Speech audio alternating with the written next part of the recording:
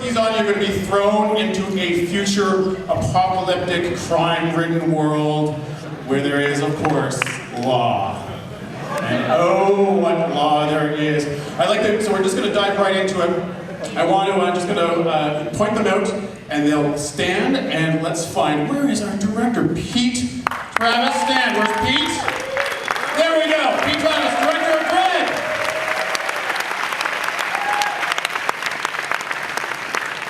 And I believe we have our writer, producer, the man who brought us 28 Days Later. Where's Alex Garland? Woo!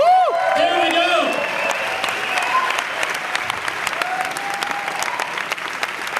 One of the other things I'm really excited about is that the lead actor of this film, he's not a stranger to Midnight Madness. He's had 2 films in Midnight Madness before. Sweeper, he was in Heaven, 1998, one of the favorite films on the program. Check it out, it's so great, and that's when we first met this actor. Then we brought him back in another film, but he wasn't able to come. Irrefutable Truth About Demons. But finally, we have him here, and he's ready to meet you. Let me introduce you to Karl Urban.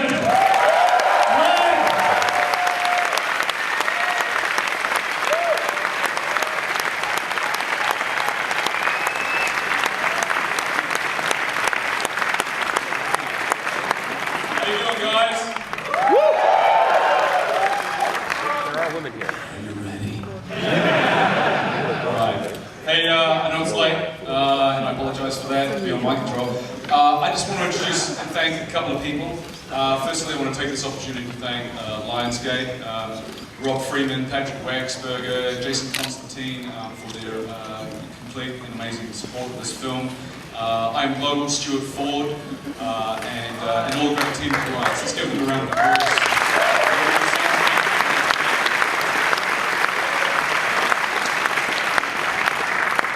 Now it's my great pleasure to introduce one of the most amazing actors that I've ever worked with.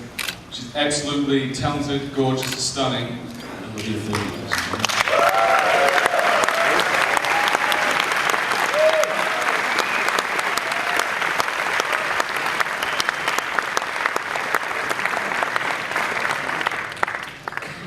Thank you for being here. Thank you for waiting. We really hope that you enjoy the film. It was worth the hour wait, I promise.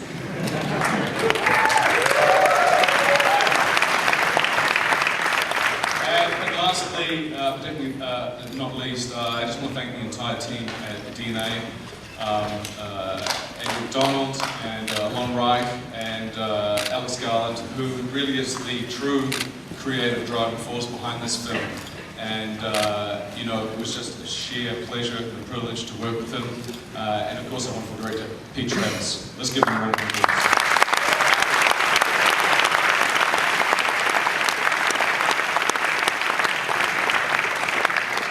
Without further ado, judgment time, motherfuckers.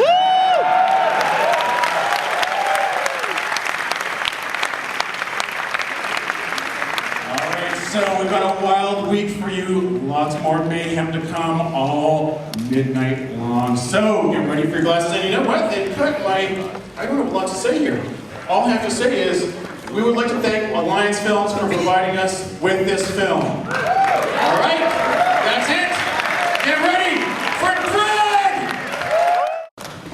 So first off, I want to ask you guys, so at what point did you realize that Judge Dredd had to be given proper justice and to erase the crimes of the past? When was the property available to go back in, and who thought to do that? 1994/5. Nobody's standing up here actually. It was 2 of the producers, Andrew McDonald and Lon Reich, realised they could get hold of the property, and it was relatively cheap. Oh, I'm sorry. I'm crap at this. Excuse me. 2 producers got hold of it. They asked me if I wanted to work on it, and I said yes. I've read comics since I was a kid. I was dead keen to do it, and then immediately very nervous about whether we do a good job or not. And what attracted you to the project? Alex's script. It just blew me away. had such a strong vision for the whole film right from the beginning, and just the whole desire to make it real and go back to what the comics were trying to do. That was kind of inspirational. Karl, to choose a great role where no one gets to see above here. What attracted you to this? Why did you decide to leap into this character? Well, you know, I'm a long-term fan of Dredd. I read the comics as a teenager, and when I heard that there was a reboot in the works, my initial reaction was, you know, somewhat trepidatious. But I read the script, and the script that Alex wrote was so engaging, so character-driven, and action-packed. It was the page turner. Once you started reading it, you couldn't put it down. And to me, that's always a really good indication. You know, and then from there, I just kind of looked at the sum of the parts that were involved, and decided from that point that the character and the material was being treated with respect and with authenticity. As a long-term fan, I felt like this was something that was going to be a worthwhile project, and so I wanted to be involved with it.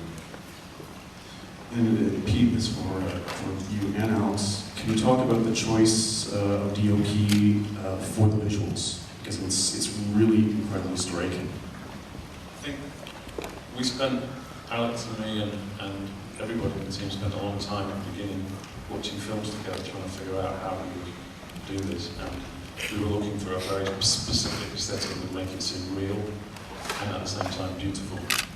And Anthony Dunn-Mantle, who Alex had worked with before, kind of read the script and loved it, and we were just blessed to have him. Everything about the film that looks extraordinary is up down to his time. He seemed to elevate the whole film to another level. He managed to make it feel real and tough and hard, and yet at the same time extraordinarily beautiful. And you'd worked with him before on 28 Days Later, and he's... Yeah, yes, on 28 Days, and he definitely, Anthony gave what could have been a zombie flick, he elevated it in all sorts of ways. He does that helplessly, it's just the way he is. I think on this film, it was actually part of his work on Antichrist that made him feel like the right guy. I mean, he's a lovely guy, like just a dream to work with in all sorts of ways. But particularly the drug, the slow-mo drug, we needed to make that really beautiful, not sort of name-check beautiful or obvious beautiful, but really something like transcendent. And I can't think about the film without thinking of Anthony, because he did so much. You know, the way the drug works is so important to this movie. It's a drug movie, really. You should drop acid and watch it again. We've got samples in the auditorium as you leave. Just in case you need them. And Karl, can you talk about the challenges of the action with the mask? I mean, was there kind of a... The helmet. The helmet. I mean, was there a limited range when you had the helmet on? Yeah, no, that was a huge challenge. You know, the eyes are one of the most important tools that an actor has, and to take that away was a huge challenge. It was daunting. What I realized was that, you know, I had to focus on the other aspects, the other elements that were available to me. You know, the voice, and the physicality of the character, how you do what you do. But the interesting discovery that I made during the process was having faith, just having faith in the script, having faith in the storytelling capabilities of the script, and then further to that, having faith that if you think the thought and feel the emotion, then the audience will too. And, to me, that was the most interesting discovery of the whole process.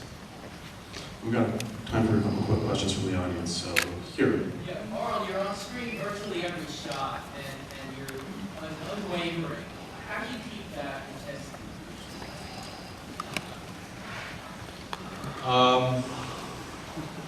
Because that's my job. That's what they pay me to do. I don't know how to answer that. The biggest challenge? The biggest challenge was, it was probably, I couldn't define it singly, but it was really the entire picture. It was the 14 weeks that I spent in a gym beforehand. It was the 2 weeks of military training that I undertook to do this role. And then it was the 3.5 months of shooting in a South African summer wearing a leather motorbike suit and body armor and a helmet. You know? But it was worth it. I think it was worth it. There are some points in your career where you're doing something and you can't believe that they're actually letting you do this. And I felt it on Born Supremacy when I was allowed to do the reverse 180 in the Mercedes G-Wagon, and I felt it in this film. I felt it in this film where I'm riding through the streets of Cape Town in wearing my full Dredd uniform, riding the Lawmaster, and I thought, let me do this. This is insane. It was one of those. It was just one of those moments. What else do we have? Karl, who's your favorite Dredd artist, and will you follow my autograph and my helmet?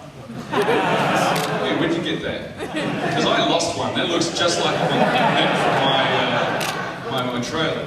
The question was, who's your favorite Dredd artist? Favorite Dredd artist? Well, look, I have to obviously Palace Square, the visual creative artist of Dredd. I just have a huge admiration and respect for. Jock is another huge one. You know, we took a great deal of attention to what all of the artists had contributed to the legacy of Dredd, and you can see that in the film. You can see that even, for example, in the poster, in the Dredd poster. Basically, Alex and I were in Cape Town. We were brainstorming as to conceptually what could we possibly come up with would be a definitive, appropriate poster, and we had a bunch of resource material, a bunch of comics and stuff, and there was America right in front of us, and there was that panel of Dredd standing there over the American flag saying, what do I stand for? And there's like, justice, and then outlying laws, and it was just, oh, that's it. So, it's, it's all of that. All right, anyone else? Anyone up in the balcony? How many bad guys got blown away? There's a 458? 59, 459.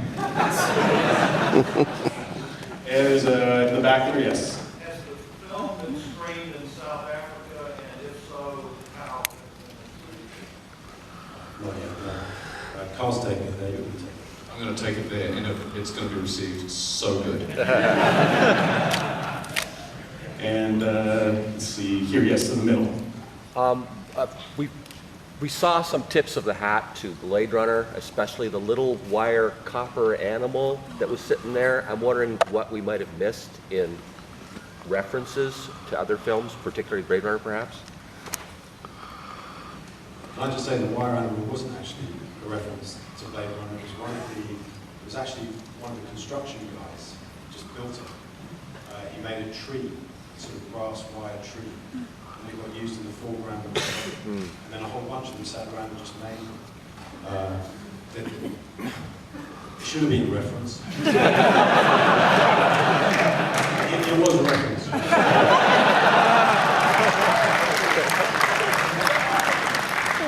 But the original monologue actually started with, they don't advertise for killers in the newspaper. Just thought it was too derivative, so we Was there any point with the dialogue where you're like, that's too much, he's saying too much? Like, did you always keep it reined in the script? I tried to, and then Karl cut it all in half. There were two people. John Wagner, who was the writer that created Dredd, also worked on the film. And he trimmed the dialogue a lot. And then Karl did exactly the same. The key about Dredd is he just doesn't talk too much. He doesn't smile, he doesn't kiss girls, and he doesn't talk too much. Yeah, I arrived in Cape Town, and Alex and I had a script meeting, and I opened my script, And he looked over it, and he saw that I had all these lines drawn through my dialogue. And he's like, what have you done? And I was like, look, man, I love this dialogue, but, you know, Dredd says less. And he looked at me and he kind of smiled and he said, funny you should say that, because, you know, I showed John Wagner, the creator of Dredd, an early draft of the script. And one of his few notes, he said he loved the script, one of his few notes was, Dredd says less. And the script that I got was the script after you took dialogue out. So we ended up taking more out. And you. The sensitive moments in the film, is that down to you, Pete, or down to Alex's writing?